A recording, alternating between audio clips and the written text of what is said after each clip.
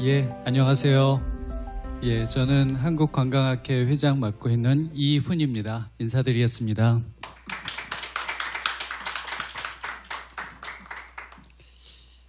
오늘 임택 구청장님 굉장히 좋은 발표를 들었습니다. 또 중간중간에 경험담까지 이렇게 들어가 있어서 그 진정성이 보이는 그런 발표가 아니었나 생각을 합니다. 오늘은 이제 두 분을 모시고 이제 그 토론을 진행을 할 텐데요. 순서를 이렇게 진행을 하겠습니다.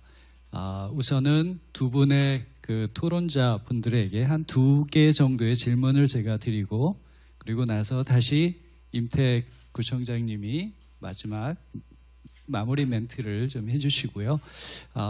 가능하면 우리 객석에서도 1-2개의 질문을 같이 받는 것으로 하겠습니다.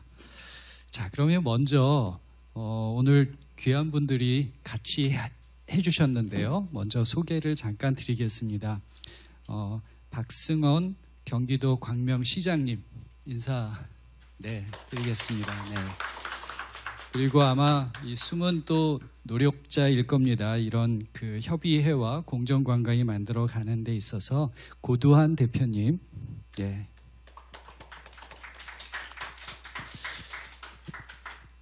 저도 이제 그동안 사실 관광을 오랫동안 그 연구를 하고 공부를 해왔습니다. 지금 한국관광학회 같은 경우는 그래서 전국의 교수님들과 박사급의 그 회원들이 8,000명 이상 같이 하고 있고, 저희가 이제 매년 2번의 국제학술대회를 하는데요. 그 규모가 아시아에서는 제일 큰 그런 학술대회를 합니다. 세계적으로도 거의 3대 학술대회에 뽑힐 만큼 이제 한국의 관광학의 학술적인 영역도 굉장히 확대돼 있다고 생각을 합니다. 그리고 공정관광에 대해서도 사실은 연구들이 나와서 정리를 하고 있는데요. 항상 이 공부라고 하는 게 현실을 못 따라갑니다. 그래서 공정여행이나 지금 오늘 논의하는 이런 부분들이 아직 학술적으로는 따라가지 못하고 있고요. 그래서 현실이 먼저 가고 학술은 나중에 이렇게 정리하는 방식으로 가고 있는 것 같아요. 그래서 오늘과 같은 이런 좌담의 포럼이 조금 더 우리의 현실들을 가능하게 만들어내고 또 선도해 나가는 그런 모습을 보이지 않나 생각을 합니다.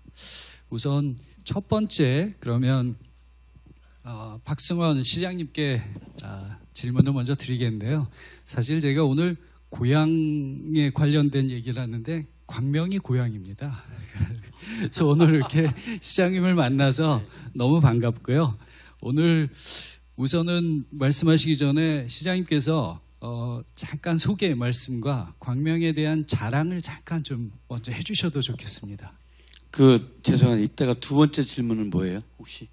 두 번째 질문은 오늘 이런 공정관광과 이런 고향 이 기부에 관련된 것을 어떻게 광명에선 연결시키면 좋을까 생각하시는지. 그냥 다 포함해서 얘기할게요. 첫 번째 질문 다 아는 거라서. 그렇게 하시죠. 제가 사실은 5시 반까지 지역 행사 자원봉사자 대회가 있어서 빨리 가야 돼서 마음이 좀 급하긴 한데요. 간략하게 한 3가지 좀 말씀을 드릴까 하는데요. 하나는 서두에 많은 분들이 말씀하셨는데 왜 공정관광인가라고 하면서 여러 가지 지역의 환경을 훼손하고 교통 문제 유발하고 이런 말씀해 주셨죠. 광명의 광명동굴 말씀을 드릴게요. 광명의 광명동굴이 개발한 지가 10년이 넘었습니다. 2011년도부터 개발이 시작했으니까요. 개발을 본격적으로 시작하면서 많이 올 때는 연간 100만 명 이상도 왔습니다. 근데 지금까지 하면서 흑자가 어느 정도 났을까요? 제 기억에는 딱 한 번 흑자가 났고요. 대부분 다 적자입니다. 여러 가지 인건비와 등등등 해서 그런데 흑자냐 적자냐의 문제를 뛰어넘어서 여름에 손님이 많이 오세요. 그러면 그때 어떤 현상이 발생하냐면 지역 주민들이 도로 막겠대요. 왜냐하면 이 교통체증이 너무 심하니까 농사를 지을 수가 없는 거예요. 경운기가 돌아다니고 해야 되는데 이런 문제들이 발생하고 또 거기를 실제로 관광이 아닌 일반 시민들이 이용할 부분들이 이 관광객들 때문에 생활이 불편한 거죠. 늘 막겠다고 합니다. 그래서 사전에 뭐 찾아뵙고 인사드리고 막 수박도 사드리고 막 이렇게 하는 것 같아요. 관련 부서에서. 그런 일이 매번 반복되죠. 아마 이거는 그 웬만한 관광지에서 겪고 있는 부분 중에 하나일 겁니다. 그런 실제로 지역 주민들한테 도움이 안 되더라. 광명 같은 경우 또 수도권에 있으니까 체류 시간이 1시간밖에 안 됩니다. 와서 쑥 보고 가면 끝이에요. 그러니까 교통체증만 유발하는 거죠. 그리고 그만큼 환경 문제에 대한 문제도 생기죠. 지역 주민한테 실제로 큰 도움이 안 되죠. 이런 문제들을 어떻게 극복할 거냐에 관한 문제가 이제 우리가 고민 속에 출발하는 분야 생각해요. 저는 이제 공정관광협의회가 출범했는데 어떻게 할 거냐가 이제 우리의 과제이고 숙제이고 어떻게 해결할까가 중요한 거죠. 공정관광 성공을 위해서 저는 사회적 경제 기업을 육성하는 것이 첫 번째라고 생각합니다. 그거 하지 않으면 실패한다고 저는 생각해요. 기존에 했던 관광석과 똑같이 약간 비슷한 개념을 집어넣어서 하면 이거 결코 성공하지 않는다. 공정관광사를 왜 하냐라고 하는 것에 대한 자치단체 장과 공무원과 이 주체들의 그 질문부터 던지지 않으면 기존에 한 것과 뭐가 다르겠냐 이런 거죠. 그래서 이것이 성공하려면 지역의 사회적 경제 기업들을 육성하는 것, 그거로부터 출발해야 된다고 생각해요. 그냥 짧게 한 말씀, 예를 들면 광명시가 지난주에 이 공정관광 팸투를 했어요. 지역에 저희가 Y자 출렁다리가 있는데 Y자 출렁다리에 가서 거기서 이렇게 관광하고 뭐 게임도 했고 저희가 다 같이 제가 참여하려고 했는데 거기에 참석 못하고 몇 개는 참여했는데 지역에 있는 그 협동조합 중에 하나가 그 미술과 관련된 부분이 거기 가서 이렇게 점을 가지고 그야말로 마음 치료하듯이 그런 것들이 관광객들과 함께합니다. 그 다음에 식당을 어디로 가면 유기농 친환경 식당을 갑니다. 거기에 가서 식사를 하면서 그 이야기를 함께 나눕니다. 그 다음에 간 곳이 어디냐면 커피랑 도서관인데 도서관과 커피가 이제 커피숍 함께 만난 것이죠. 그 안에서 이런 여러 가지 이야기들을 함께 하고 이런 것들을 하는데 저는 이 과정에 우리가 방문한 지역이 다 사회적 경제 기업이라고 하는 것 예를 들자면 거의 절반 정도 그렇게 되는 것 같아요. 그리고 그 공정관광을 하는 업체도 사회적 경제 기업 협동조합. 이렇게 모든 것이 그 틀 구조 안에서 이루어져야지만 이건 성공한다. 그래서 저희 광명시에는 사회적 경제 기업이 현재 200개 가까이 되는데 약 300개 내지 500개 정도가 있으면 지역에 광명시의 공정관광이도 뭐든 성공할 것이다라고 하는 게 저희 생각입니다. 그 판을 지방정부가 만들어주지 않으면 안 된다라고 하는 거고요. 공직사회와 함께. 세 번째, 오늘의 주제가 공정관광과 고향사랑 기부제가 만나는 거잖아요. 결론부터 말씀드리면 왜 이렇게 이것을 만나게 했을까라고 하는 소리를 한참 했어요. 그런데 지역 문제 해결을 위한 고향사랑 기부제를 하자라고 하는 거잖아요. 그래서 이거 함부로 고향사랑 기부제 내년부터 진행하는데 잘못 시작하면 이것도 실패한다.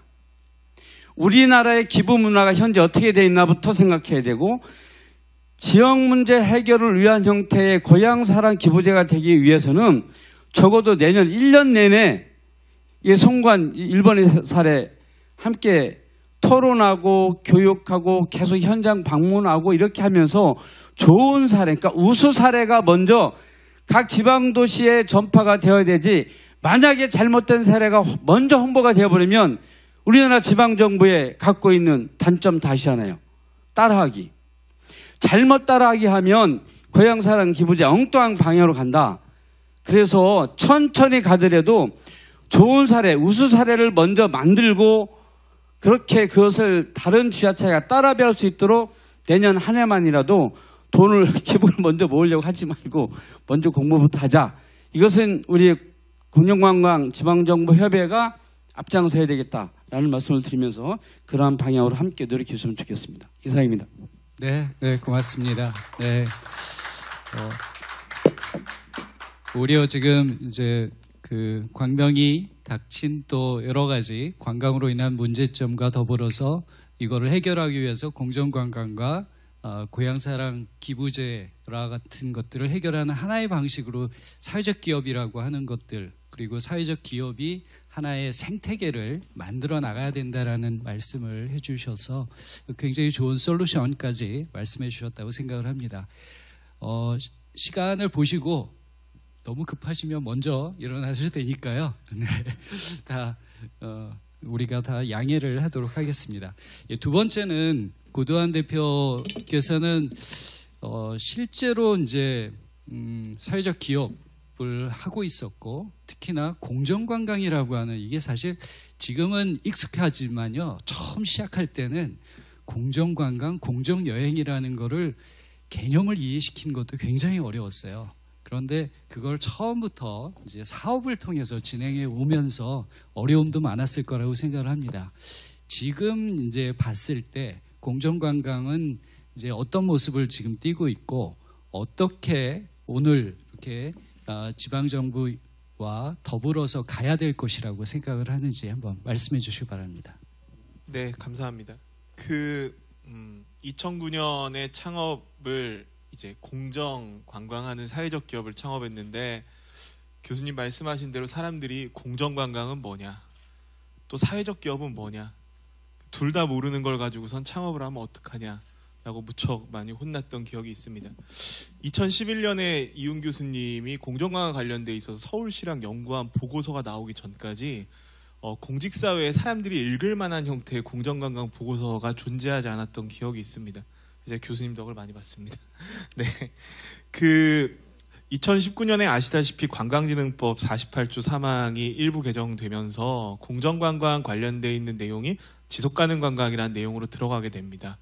네, 이제 저희는 관광 자체에서 한국 사회가 관광객이 많이 와서 이것이 지역이 도움이 되고 이것이 성과가 될 거라고 얘기했었던 것에서 벗어나서 실제 지역의 실익이 무엇인가, 관광객만 많이 오면 무조건 실익이 있을까에 대한 의문을 가지고 이 일을 시작하게 됐었고, 아까 박성원 시장님 말씀하신 것처럼 실제로 지역에서 보자면은 지방정부의 자치 내지는 순환 관점에서, 재정 자립도를 높이는 관점에서, 지역 문제를 해결하는 관점에서 공정여행이라는 행위와 공정관광이라는 정책들이 일부 활용된 측면들이 있는 것 같습니다. 그런 것들 때문에 대전광역시에서 처음 조례를 제정한 이후에 25개 정도 지방정부들이 공정관광 육성 및 지원 조례들을 제정하고, 윤석열 정부의 국정과제에도 일부 공정관광과 유사한 내용들과 정책 방향들이 숨어 있습니다. 제가 이해하고 있는 최근의 공정관광은 크게 두 가지에 주목하고 있는 것 같습니다. 하나는 체류 시간을 어떻게 관광객들을 늘릴 것인가, 다른 하나는 이 관광객들이 지역에 소비하는 액수, 소비성을 어떻게 늘릴 것인가이고, 이를 위해서 지방정부들이 전략적으로 아주 타겟화된 정책들을 설립하는 것까지는 지금 가 있는 것 같습니다.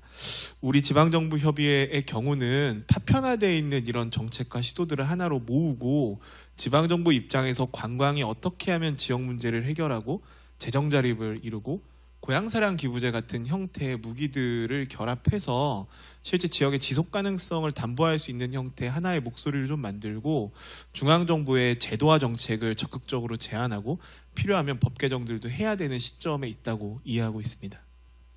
네, 좋은 말씀을 해주셨습니다. 그 말씀 중에 지금 금방 와닿는 게 올해 체류하는 관광으로 가야 된다라는 말씀해 주셨는데요. 사실 이게 굉장히 중요한 포인트입니다. 이제 코로나라고 하는 이 상황을 겪으면서 관광도 많은 반성을 하고 있는데요. 예를 들면 상대적으로 공기가 맑아지고 하늘이 좀 깨끗해졌어요. 그러면 관광은 이런 환경에 대해서 그동안 어떤 역할들을 해왔는가라고 봤을 때, 관광이 전체 탄소 배출량의 모든 산업에서 보면 한 5% 정도를 배출을 합니다. 상대적으로는 그렇게 높지는 않지만 그 안에서 75%가 교통수단에 의해서 발생이 됩니다. 그러면 교통수단을 쓰지 않고 여행을 하게 만들 것인가? 그건 사실은 불가능합니다. 대신 우리는 관광의 총량을 줄이지 않으면서도 관광이라고 하는 활동을 계속하게 해주는 것은 한 번 갔을 때 오래 체류하게 하는 관광으로 만들어내야 되는 거죠. 그러니까 빈번한 이동, 빈번한 교통수단을 줄일 수 있는 그런 방식으로 가야 지역의 활성화도 도움이 되고 또 환경도 도움이 되는 그런 관광으로 갈 것이다. 이것이 요즘에 가장 좀 저희가 주목하는 그리고 앞으로 관광이 가야 될 방향으로 보는 그런 측면이 아닌가 생각을 합니다.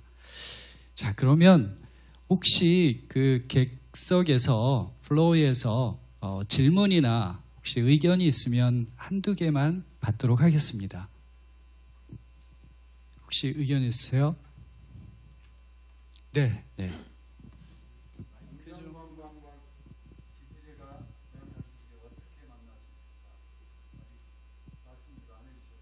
네, 네, 네. 네, 네. 그 말씀을 드리도록 하겠습니다. 아마 이 그 주제는 그 다음 세션에서도 계속 되긴 할 텐데요. 지금 오늘 또 굉장히 중요한 역할을 하신 우리 구청장님께서 먼저 말씀을 드리도록 하겠습니다. 글쎄요, 이제 그 의원님께서 질문하신 부분에 이제 저희가 이 고향사랑 기부제가 돼서 활용할 수 있는 부분이 이제 이런 게 있는 것 같습니다. 지금 의원님도 아시다시피 우리 신양파크 호텔이라고 있습니다. 이 신양파크 호텔이 꽤 만들어진 오랜 역사를 가지고 있는데 그 신양파크 호텔이 문을 닫았습니다.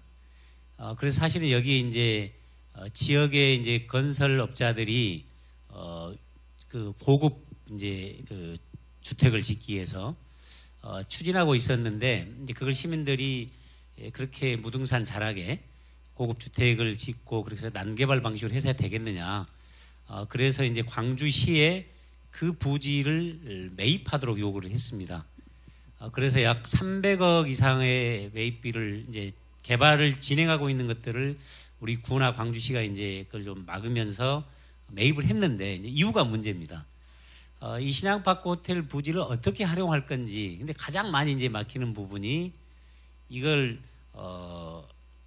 어떤 공간으로 만들고 그러면 이 공간을 만들기 위해서 재정이 투입이 돼야 되고 앞으로 운영하는데도 막대한 재정이 투입되는 것 때문에 광주시에서도 고민이 많아서 신양파크 호텔을 완전히 헐어버리고 부등산 밑에인데 공원으로 그냥 하자 이런 주장들을 하고 있고 제 입장에서는 이 신양파크 호텔을 우리 광주가 많은 미술인들을 배출을 했거든요.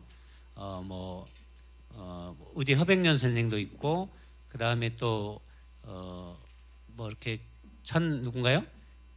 천경재 화백이라든지 여러 화백들이 있는데 제가 일본 화가 이름은 생각 안 납니다. 스미다구에서 그 화가의 유명한 화가의 미술관을 운영하는데 기부금을 모아서 했던 것처럼 유명한 화가들 그리고 또 현재 생존하는 화가들도 많은 작품들을 가지고 있는데 이런 것들을 좀 지방자치단체 기부해서 앞으로 운영되기를 바랍니다.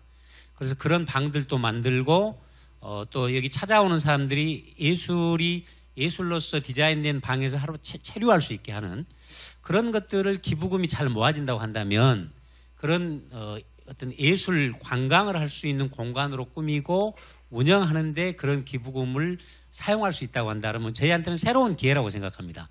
현재로서는 지방 재정이 열악하기 때문에 그런 사업을 하기가 굉장히 어렵게 생각되고 우리 구 차원에서도 접근하기 어려운데 그런 부분을 동의해 주시고 나는 저기 한번 기부금을 내가 줘야겠다 이렇게 생각한다면 그런 기부금으로 지역 발전 그리고 또 아까 말씀드렸던 새로운 공정관광 그래서 지역과 주민들도 함께하고 주민들에게도 도움이 되는 그래서 지역 발전에도 도움이 되는 그런 관광과 고향사랑 기부제가 충분히 연결될 수 있다 이렇게 생각을 해봅니다. 네, 네, 고맙습니다. 유튜브에서도 질문이 있는데요. 그 중에 하나만 좀 같이 논의하겠습니다.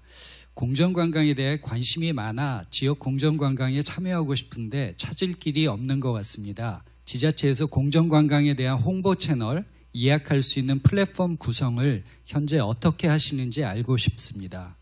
이거는 고도한 대표님 혹시 좀 알고 계시는 대로 설명을 해주시면 좋겠습니다. 의외로 포털 사이트 같은데 공정여행이나 공정관광을 검색을 해보시면 지자체가 시도하고 있는 팸투어라든가 아니면 여행 내용들을 좀 보실 수 있는 측면이 있습니다. 그리고 여러 가지 정책들이 요새는 아카이빙도 돼 있고 특히 초중고등학교 교과서라든가 관련 서적들이 많이 나오고 있기 때문에 그런 것들을 보시면 좋은데 아마 질문하신 분의 의도는 이게 좀 일목요연하게 볼 수 있는 플랫폼이라든가 내용들이 좀 있으면 좋겠다고 생각하시는 것 같습니다. 아마 이번 정부 차원에서 꼭 공정관광이란 단어가 아니래도 지역관광이라든가 로컬 크리에이터 관광 같은 형태의 정책명을 갖고선 이런 것들을 모으는 아카이빙과 플랫폼을 만드는 작업들을 시도한다고 들었기 때문에 이 정부가 들어선 지 얼마 안 됐으니까 내년 정도면은 그런 일목요연하게 보실 수 있는 내용들은 보실 수 있을 거라고 생각하고 정 필요하신 자료가 있으시면 공정관광 지방정부협의회 사무국으로 연락 주시면 저희가 친절히 안내해드리겠습니다. 예. 네, 고맙습니다. 네. 아까 제가 이제 의원님 질문에 한 가지만 좀 더 붙이자면 예를 들어서 이런 겁니다. 우리가 그 고향사랑 기부제와 관련해서 정부의 공모 사업이라든지 정부의 지원을 받는 사업을 하게 되면 반드시 수익 위에 운영을 어떻게 간섭을 하게 되고 그렇게 되면 결국 관광 자체가 수익을 내려고 하는데 집중하게 되는데 고향사랑 기부제로 가면 우리 자율적으로 창의적으로 할 수 있고 수익도 수익이지만은 지역민들이 원하고 지방자치단체가 원하는 그런 사업들을 진행할 수 있기 때문에 굉장히 의미가 있다 이렇게 생각을 합니다. 네, 네, 고맙습니다. 이제 시간이 다 됐는데요. 제가 이제 마지막 마무리를 하겠습니다. 저희 그 한국관광학회에서도 이제 정부나 지자체에 제시하고 있는 게 있습니다. 예를 들면 고향 관광 프로젝트인데요. 저희는 어떤 이런 사업을 할 때 예산이 필요하고 사람이 필요합니다. 일할 사람들이. 그런데 고향에서 아까 그 인사말에서 일본 총리님이 그런 말씀하셨어요. 고향에서 다 키우고 재원을 들여서 성장을 시키고 교육도 시켰는데 도시에 가서 일하고 도시에서 돌아오질 않는다. 그러면 어떻게 도시에서 고향에 돌아오게 만들까라는 그런 고민을 한번 해볼 수 있고요. 지금 도시에 많은 관광학을 공부한 사람들도 있고 젊은 사람들이 사실 도시는 굉장히 많아요. 그리고 고향에 가서 무언가 일을 하고 싶은 그 의지들도 있습니다. 그러려면 저희가 두 가지를 마련해 줘야 됩니다. 하나는 명분을 줘야 돼요. 이게 국가 프로젝트에 참여할 수 있다라는 이런 명분 같은 걸 줘야 되고요. 두 번째는 적어도 한 3년 정도를 안정적으로 자기의 그 프로젝트를 진행할 수 있는 지원이 가능해야 된다고 생각합니다. 이런 부분을 합쳐서 저는 이제 고향관광 프로젝트라 그래서 고향에 가서 일을 할 수 있는 이런 인력들을 이제 유치하는 그런 사업들을 하자라고 하는데요. 오늘 얘기하는 고향사랑 기부제와 더불어서 인력을 고향에 가는 이런 제도까지 같이 간다면 아마도 조금 더 확장된 그런 공정관광의 한 틀이 만들어지지 않을까라고 생각을 합니다. 오늘 이후에 더 구체적이고 진지한 논의들이 이루어질 거로 기대를 하고요. 1부의 순서는 여기서 마치도록 하겠습니다. 참가해 주신 모든 분들께 감사드립니다. 고맙습니다.